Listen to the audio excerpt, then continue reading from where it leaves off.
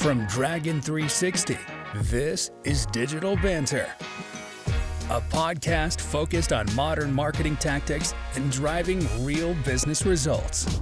And now, here are your hosts. Welcome back, everybody, to another episode of Digital Banter.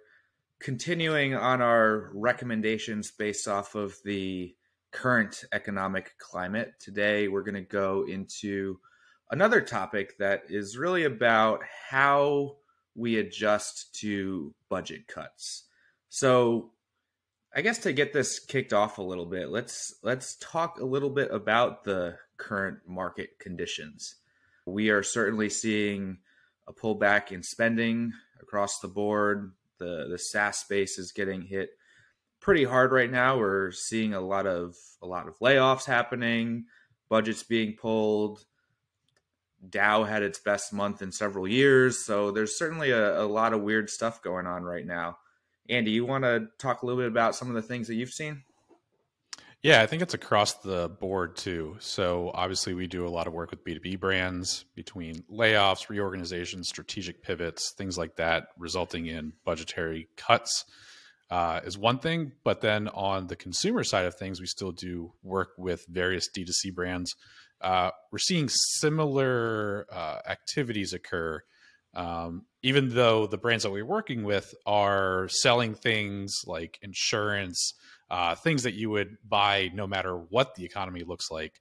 And their parent organizations are kind of saying, no, we don't know what's happening out there. It's a little bit unclear. We need to pull back. So it's on both sides of the coin.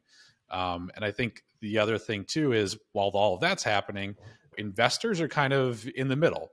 VCs seem to be kind of pulling back, being a little bit more conservative with where they're putting their money. Whereas based off of some conversations I've had, angel investors are kind of on the opposite side of that equation. And they're a little bit more likely to be investing at this time, whether that's for the short-term gain or long-term payoff. It depends on the situation. But I think it's just a weird kind of mix. But it's all kind of having that halo effect of marketing expenditures and overall expenses obviously being reviewed, looked at with a fine-tooth comb, given the unknowns as we head into the end of the year.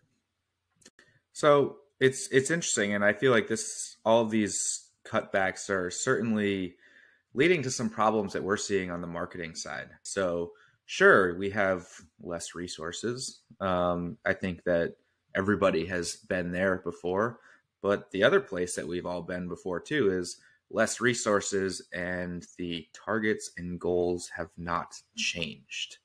So really the thing that we're going to dive into pretty deep today is, we have to cut expenditures in some areas. We have to really think differently about how the different elements of our strategy are working together, and how are we going to be able to test and still be as effective as we have been with more resources. And I think that that's a really difficult thing.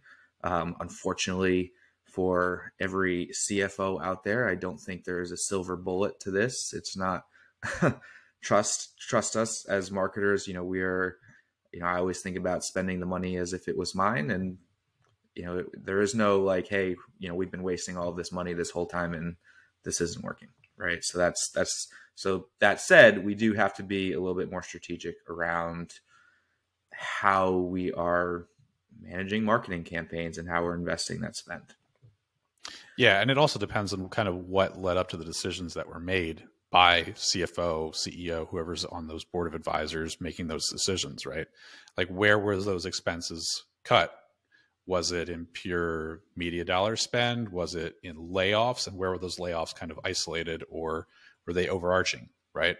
If we're cutting content people, obviously that puts us at a disadvantage to create new content. Same thing could be said for if creative services are getting cut. Well, that kind of puts us at a disadvantage of getting new creative and imagery and tests in the market.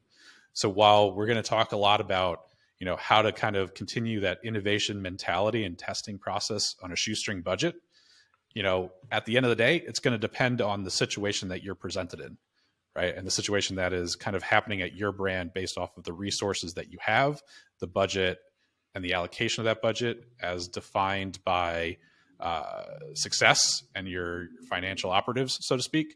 But when we talk about everything, right, in this kind of big picture idea, looking at the forest from the trees, why do we need to keep innovating? Well, because if we don't keep pushing the needle, if we don't keep trying to figure out ways to operationalize, scale, and create new opportunities for filling our pipeline, look, if we're just running on fumes heading into the end of 2022, we're going to be screwed when we come to 2023.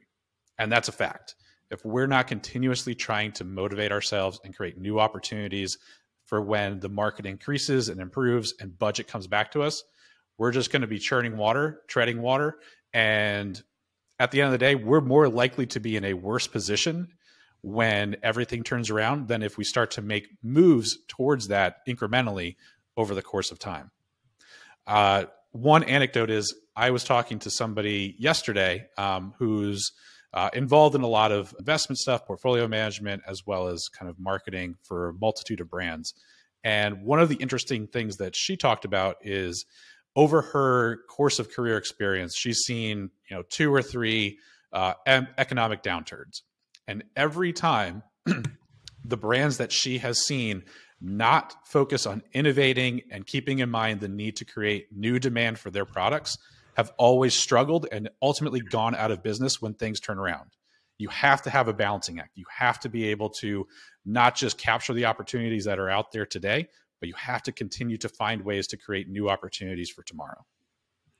So it's a great point you made there, because it is so true that it just seems like when people cut back, they stop innovating, right? And that's like the core issue that we work with. And, part of our framework, and I think everybody's, testing framework for, campaign strategy is got to be pretty similar. So we have early stage tests, which is a big part of how that is where innovation initially comes from. It's an idea. You're just looking for some sort of positive results before you take it to a larger test plan. So those are your, hey, we've never tried this before. This is a completely new channel, a completely new audience. We're trying to tap into a completely new market. Let's get some sort of proof of concept to see if this works. If it works, it moves over to stage 2, which is the scale phase, where you're looking at, okay, so this works. We're seeing positive results for it. How much can we scale this up before we hit diminishing returns? Step 3 is operationalize. This is where, okay, we know exactly how this works. We have a predictable revenue model. We have built out our internal operations to support this. And, we can easily say to our CFO, for every dollar we spend in this is how much we get out. That's operationalized. What happens with these budget cuts is tests get deleted. Then we can't scale anything because we're not learning anything. And we're just focusing on activities that are operationalized. And really, as part of a marketing strategy, usually there's only like 1 or 2 things that are really operationalized in a business at the end of the day. And if you're not able to focus on testing and scaling new opportunities, you're not going to innovate, and you're going to find yourself, doing very dated marketing activities very quickly. So go ahead. I was going to say, I think beyond just the operationalization of things, it's also a matter of where do you think you're being most successful in putting your dollars when it comes down to crunch time, and looking at it through the lens of, am I creating new customers and new opportunities by engaging them in unique ways, or, am I capturing the opportunities that already exist out there? A great example of this is when budget cuts happen, where do many brands put their money? Branded paid search. It's like, how can we get more out of our branded paid search? Well, guess what, guys? They're probably going to find you anyway. Branded paid search is a great testing ground and innovation ground for messaging, landing pages, things like that, where you can operationalize and scale things into other efforts. But it's not an area that you're going to be able to test, scale, and operationalize as far as growing the business. It just doesn't happen. You have to put your efforts into other areas beyond that to actually drive net new customers and growth to the brand. Yeah, I don't know. I always go back. Brand search is one of the first things I would cut, unless there's like a clear competitive reason for it. If you're talking about, hey, when I say the first thing I would cut, it's if you're considering something that is going to drive new customers versus capture somebody who's already searching for your brand. And don't get me wrong, we have plenty of exceptions to the rule where there are 6 competitors who bid on your brand, and there's legal reasons for it. I mean, there's always an exception to the rule, but I would certainly, with all of your marketing activities, ask yourself the question of, would I have gotten that lead anyways? Would I have gotten that sale anyways? And this is where I think finance teams really struggle, is the fact that and everybody knows this, everybody states the stat that it's like more expensive to get a new customer than it is to retain or convert somebody who's already there. And for some reason, it seems like the testing innovation part is what disappears, because the ROI isn't always directly there and directly measurable. And that comes from a lot of things: not having a solid understanding of customer lifetime value, not having a solid understanding of your sales cycle. There's a lot of things there. And that's where, I mean, certainly in economic times, like, focus on retaining the customers that you have. I think it's really important to do that, but also you should always be looking to acquire new customers. Once you cut that out, things fall off pretty quickly. Yeah. I mean, look, I see it 2 ways here. One is I can get why somebody would want to continue to invest in branded paid search, because especially when times are tough, 1 more lead, 10 more leads that are going to result in a likelihood of sale, and you don't know if you're going to capture them organically. Look, I get it. But on the flip side of that thing, what was it? Airbnb kind of released something through, I forget if it was Wall Street Journal or whatever, but how they cut search spending so significantly over the last year or so and invested heavily in brand and things like, obviously, TV ads, CTV, audio, obviously those bigger ticket, bigger reach opportunities. And obviously it's not B2B, it's a very different market, but they increased their brand business significantly by cutting out search and focusing on things that are going to drive net new customers, not just capturing those that are already in the market for, a cabin in the woods like myself, for example. I mean, in theory, B2B is easier because the target markets are usually smaller, and like, for most SaaS products, like, who you can sell to, and it's a captive audience and you can target them everywhere. That's versus D2C markets are always changing. There's a lot of like convincing, there's a lot of looking for new market opportunities, where if you have a software that you can sell to civil engineers because it's a civil engineering software, like, you have a captive market.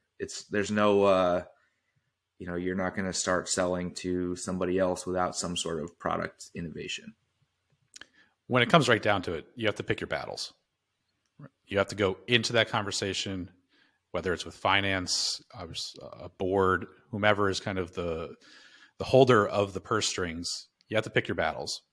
And if you can get a little bit out of that and still keep on innovating, that's a better win than nothing at all. Yeah, the whole problem that this leads to, budget cuts, pulling back on testing and scaling, is the whole balancing short-term wins versus long-term growth, which is every marketer's worst nightmare, what everybody struggles with the most. I mean, I think that's probably every CMO's biggest problem, is that, hey, we're in the red. What do we need to do to fill the gap versus what do we need to grow the company long-term? I've made this statement before. The average career span of a CMO in a position is, 2 to 3 years. It's very difficult for somebody who knows that they're only going to be in a position for that long to think long term. And that's why most companies don't think long term. So this is where you're going to have to get a lot more buy-in from senior level executive investors, board members, to be able to continue investing, because at the end of the day, people are also looking out for themselves and hitting short-term goals by doing, stupid growth hacking techniques is where a lot of people will focus. And unfortunately, when you're looking at a recession, you have to think past the recession and not how are we going to do it within the recession. I think they're like most recessions only last for like 2 or 3 quarters before things are on the upswing. Like I said earlier, the Dow is already up, and I'm sure somebody knows more about this than I can give more details in it, but it seems like the economy is already starting to come back a little bit. Q4 spending is down because of a poor year so far. I think things are going to turn around next year, and if you're not putting the appropriate steps in place now, that's where you're going to get screwed. Yeah. And I think we both understand that it's not easy at the individual level. When you're walking into that room, when you're justifying your existence, either in a career, a job, or the expenses that were earmarked for you at the beginning of the year, and the prospects of if things don't go well, you now no longer having a job and all these layoffs and everything else happening out there is uncertain. It's real. At the end of the day, it's real. And what the objective of our conversation today is to give you a little bit of firepower, a little bit of motivation, a little bit of confidence to continue on the path that you need to be on for now, but not losing sight of what happens in January or H2 of next year, and having that ability to think long-term enough to keep things moving positively, and also keep yourself engaged and motivated to keep pushing the needle and not just sit on your thumbs and wait for whatever's going to happen. Yeah. I would again, think about it as an opportunity. One of the things that you hear in the news is most businesses are either made or broken during a recession. Some of the best business success stories of all time were businesses that were started at the lull of a recession because there was an opportunity that was either created or, they kept their heads down, kept testing, kept innovating. And by the time, again, 2 quarters is up, there's a huge opportunity there. So let's kind of dive into it now and talk about like, what are some of the things that we can do to drive results and innovate with less budget, from a marketing perspective. So the one thing that I see happen the most, and I think it is a very valid way to look at it, when you're looking at scaling and testing, a lot of the time you are looking at a completely new channel, scaling up existing budget, seeing how much we can spend on something. And right now, from a financial perspective, those are the types of things that you are going to get pushback on, right? Like, hey, we don't have $100,000 to invest in TikTok right now. You're not going to get a monetary investment. So a lot of this comes down to, are you doing what you can with the tools that you already have? So within your internal marketing team, this is where it's really important to take a look at the tools that you have and the ways that you can innovate within your existing team.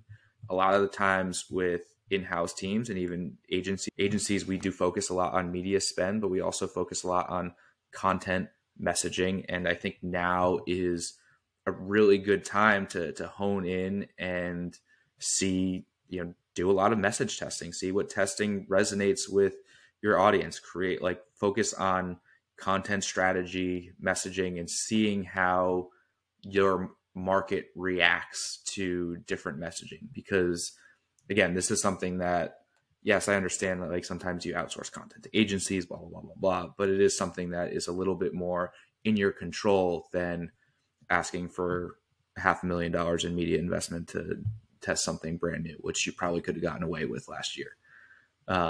So Andy, how would you approach message testing and kind of this level of content testing with a limited budget? I think there's a couple different things that we have to consider here. So going back to what we were just talking about regarding the threat or prospect of not having a tomorrow at your position, you have to be careful about how much message testing you actually want to do.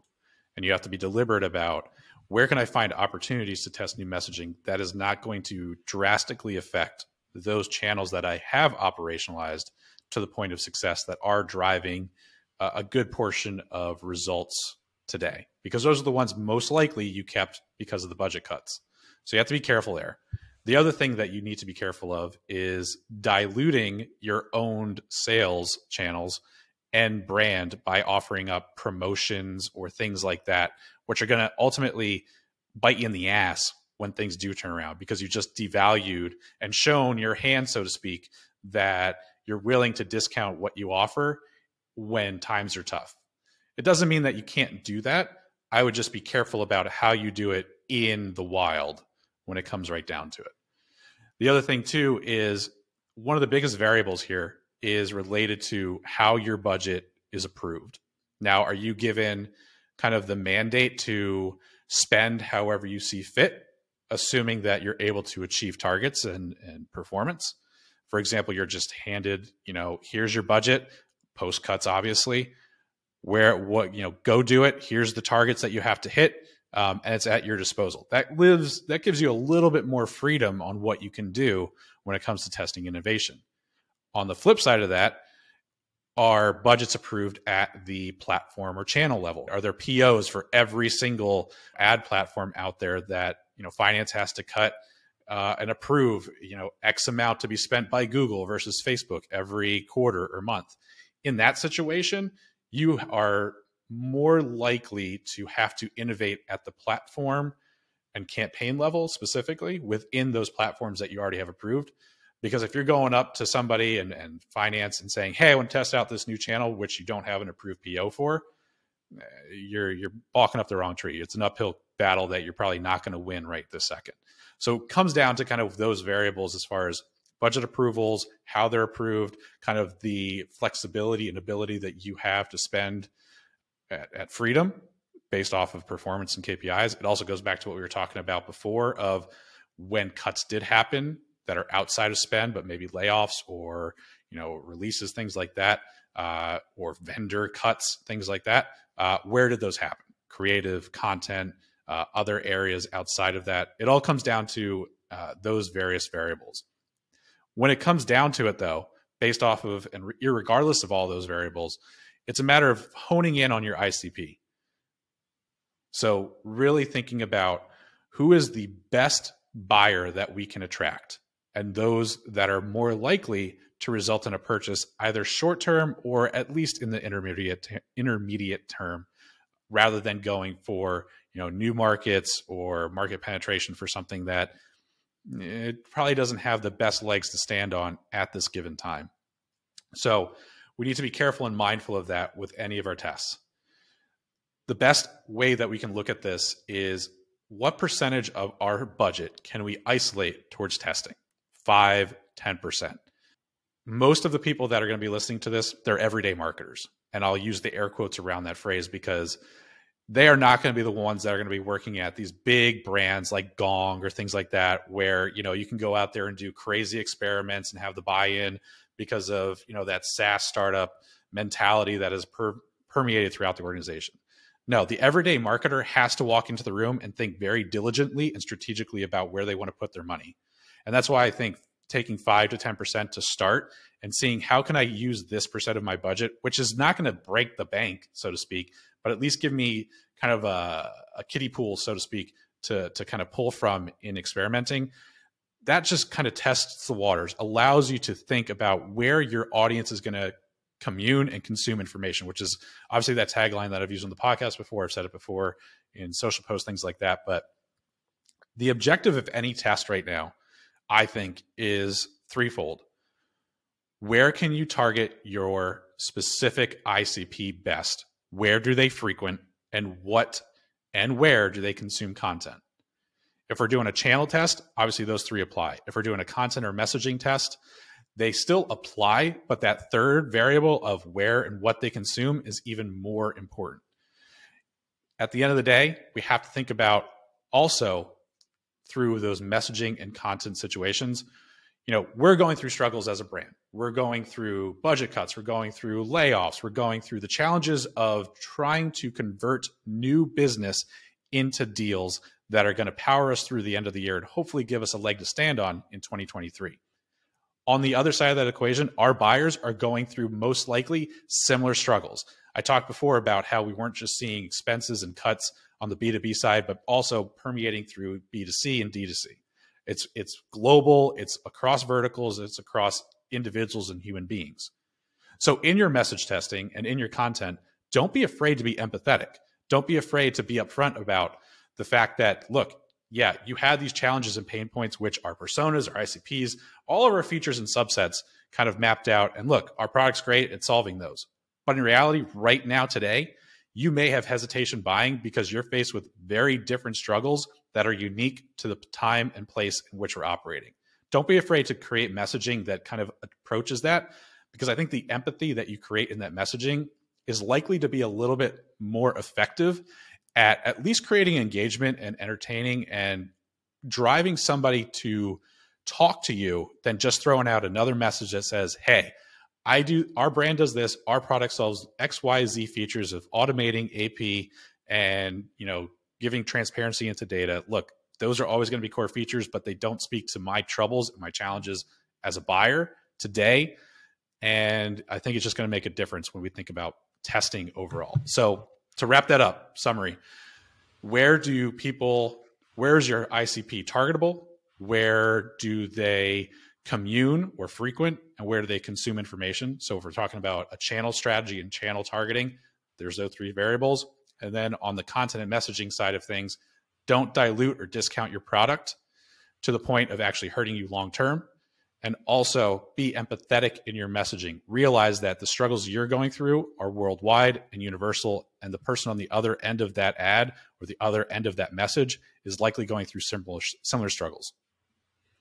All right, so jumping into the next point of emphasis on ways that we can continue to innovate while working on a limited budget. We talked about the testing process, test, scale, operationalize. I think a big area where brands can focus, where, I'll consider this a time of downtime, if there's less testing, less new initiatives that you can really focus on, I think it gives you a lot more opportunity to hone in and focus on the things that are already working. So how can we take campaigns that have scaled effectively and operationalize them? So that way, again, focusing on where we're at in the recession right now, making sure that we come out on top in the end. Maybe we can have a couple more initiatives operationalized, flowing full speed ahead when this thing is all done and over. What are your thoughts, Andy? I think we need to be careful about assuming everything is operationalized at this point in time too. Going back to what I was saying about empathy, changes in behavior, challenges of pains, things like that. Like, don't just put things on autopilot because they're considered operationalized at this exact moment. Definitely keep an eye on them. Don't go crazy in testing or throwing shit against the wall and hoping it works to fix things if you see like an increase in CAC or something like that. Look, that's just nature of the beast at the moment. But I don't think you can just gloss over what has been operationalized at the moment. But going back to your question, James, I think it's important where we also talk about how do we get to that point of operationalization. So it comes out of a couple different points. So not to beat the dead horse, but upfront, defining outcomes, defining KPIs. What are you trying to achieve through that through that scalability, and ultimately preceding that testing? Are we going for a channel test that identifies whether we can reach our ICP? Are we going for a messaging test where we're going to test out a little bit more empathetic messaging than the feature and tech specs messaging that we've used historically and that's worked well? Setting that foundation of what we're trying to test for and the outcomes we're looking for is necessary to even getting to a point of operationalizing. Now, through that process, we also need to start to keep in mind, what are the strengths of what we're testing and the scalability of it? What are the weaknesses and what are the opportunities that we may be uncovering that we may not have time for or budget for at the moment? So strengths kind of isolate into campaigns. We want to put those in isolated environments where we can, so we can easily ramp up spending when things do turn around, making sure that, we have the ability to throw more money at it and we're going to get similar results or better results as the economy and market turns around. Weaknesses, they can go one of two ways as we're kind of going through things. We can kind of continue to test to figure it out, or we can abandon those tests for now and kind of revisit them when we have more time and money. Opportunities are kind of a similar situation. They're coin flip, right? Maybe performance was okay. And, certain demographics, certain job titles, companies, go through the whole list and litany of data points that you can look at from a performance perspective. And, maybe cost was a little bit higher than what you were shooting for, and there's better opportunities, for better targeting within the campaign, but they're kind of within that realm of possibility still with some fine tuning. With everything else happening, the need to focus and make sure you don't lose sight of the campaigns that you walked into this entire quarter and next year with that were operationalized, as well as the tests that you have going on. You kind of need to probably put those opportunities that you did discover on hold. Maybe pick one or two and kind of move forward with them. But the rest, put it in Asana, put it in your project management tool, put it on your calendar to kind of just revisit them in a month. Send yourself a freaking email, which is what I do half the time when I have an idea or if I see something. So that way you can just circle back to it. It's important that whatever that is, we don't forget about it because there is something there. We just don't know quite what it is. And we don't have the time, the money, and the resources to dig into it further at the moment. And then lastly, the third piece of kind of operationalizing things is at that foundation, processes, cadences and frequencies of looking and digging into data, the dashboards that you are using to look at that information. Are they set up? Are they to the point of ease of look, but also ease of dissemination, especially if we have to report out and report up? And then in addition to that, what is the standardization of work and the foundational levels of testing that we've put into place? All of that is going to have a halo effect, not just in what we're doing today, but as we move forward. When we're talking about operationalizing things, we're talking about creating efficiencies and effectiveness that is going to carry us long-term while giving us the freedom to keep testing either at a small level, that 5 to 10%, or at a scalable level that's going to continue to drive new customers to the brand. When it comes to operationalizing things, I think a piece that you missed a little bit is a lot of that's based on diminishing returns, when campaigns hit diminishing returns. So this is something that's going to affect pretty much everything except for the test phase, because in that scale phase, you are looking for where diminishing returns are. Let's be realistic. You're probably going to hit diminishing returns now a little bit earlier than you did a while ago. And that is also probably happening on the initiatives that you do feel like you have operationalized. So again, if you're talking about where are we going to pull budget from, what are we looking at, you have operationalized activities that are hitting diminishing returns earlier than when they historically have. Your return on ad spend for paid search is down 20%. So you've hit diminishing returns earlier. Should you be scaling back in that area and reinvesting into tests, scaling up an initiative, a new channel? A big thing, like the companies that were hit really hard by COVID, right, and pulled back. We're talking more on like the D2C side early on. TikTok was invented during COVID, basically. I don't want to say invented, but let's just say the acceleration of TikTok as a channel is something that took off because of major changes in society. People were home, people were bored, people were doing TikTok dances with their family. That's like what caused TikTok to take off. Now, people just like that kind of, I think probably always have, like that type of content better. It's a fantastic channel.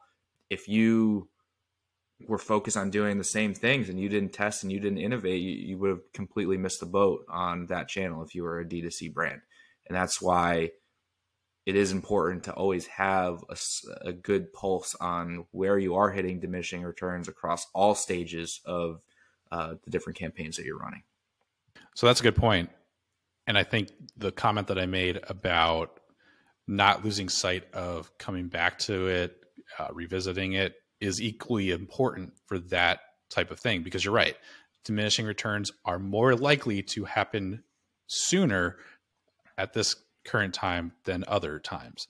But that doesn't mean that you can't scale things even higher when things start to turn around. And by losing sight of that and forgetting, like, hey, this was actually working really well, and then the economy took a shitter and diminishing returns happened sooner. Well, guess what? Like, we're in Q1 of 2023 and things are looking a little bit rosier. How about we bump up spending on these things that we cut before, see what happens? Yep. Let's not lose sight of that. Let's have those reminders. Let's keep those in mind. And that falls on the brand side of things, but also falls on the agency side of things. If you're working with an agency that's just going through the motions and saying like, yeah, cut here, cut here, cut here, and not remembering like, hey, shit was actually working pretty well. Like, might be time to evaluate that a little bit too. Yeah, for sure. I mean, I'll even like, it's funny, as an agency, I think the thing that is great about an agency is that we have a constant pulse on new changes to the market that are sometimes missed in-house. And that's just, a factor of working with multiple clients and, getting ideas from multiple different areas. I think it's very easy as an in-house marketer to stick with what not test new things, not have as much of a pulse on the market as you might get from an outside perspective. All right, so jumping into the last thing we have here, again, this is a focus on more so like we talked about messaging. Like, what are the things that you can do at a low cost? And not all of it has to be promotional activities. We talked about the 4 P's of marketing, price, distribution. I mean, there's a lot of different things that can affect the business, and a lot of the things that we do to inform our strategy are also key components that we need to focus on. So I guess the point I'm trying to make here is talking to your customer, gathering insights, market research, all of that stuff is things that you can focus on. Again, the market is changing. The insights that you're going to get from your customers when you talk to them are probably going to be a little bit different than they were 6 months ago. So I think right now is a fantastic time to really double, triple down on gathering customer insights that you can use to inform content, distribution channels. Where do they hang out? Is it changing? Are they on TikTok now? Like having who are the influencers in the space? Has that changed? There's a lot of different things that you can learn from your customers if you do double down right now when you have the time. So, I mean, Andy, you want to give some thoughts on some ways that you can gather customer insights right now? Sure. There's the internal side of things, and then there's looking externally as far as gaining those insights. Let's start with externally. So looking at things ranging from your organic social posts, whether they're as a brand or individually, and seeing and soliciting kind of what are those challenges that people are faced with, whether they're your customers or not, as long as they're in kind of your buyer set and ICP, they're still valid. And I think those present an untapped opportunity that easily get looked over when, social, for example, is handled by the comms team and they sit, across the office or on the other side of the country, wherever they sit, so to speak, and there's no knowledge share and insights going back and forth. Internally, obviously talking to whomever, whether it's a team or individual that oversees customer success and account success. Chances are those individuals or team are going to be talking to your customers more frequently than what they did in the past, or at least they should be, because as you mentioned, James, retention is a lot cheaper than acquiring new customers. So you should be trying to retain at all costs, obviously without diluting your price, your margins, things like that. You got to be careful about that. But talk to those individuals. If they're not talking to your customers, be the champion, help them to see the value of that, not just for their own benefits as far as retention and kind of probably their success metrics, but be the champion in showing them that you're not asking for them to do more work, but in reality, kind of harnessing the power of their responsibilities of gaining the trust of customers, helping them to succeed and gaining the insights for them to accomplish that, and disseminating that information throughout the organization. Like, be the champion, whether that's your responsibility or not as the marketer in-house. Like, be the champion as far as taking that information, empowering your own marketing, and creating that buy-in that maybe sales can take advantage of or product can take advantage of, and some features that are going to help a little bit more now and be low-cost development to kind of push out there.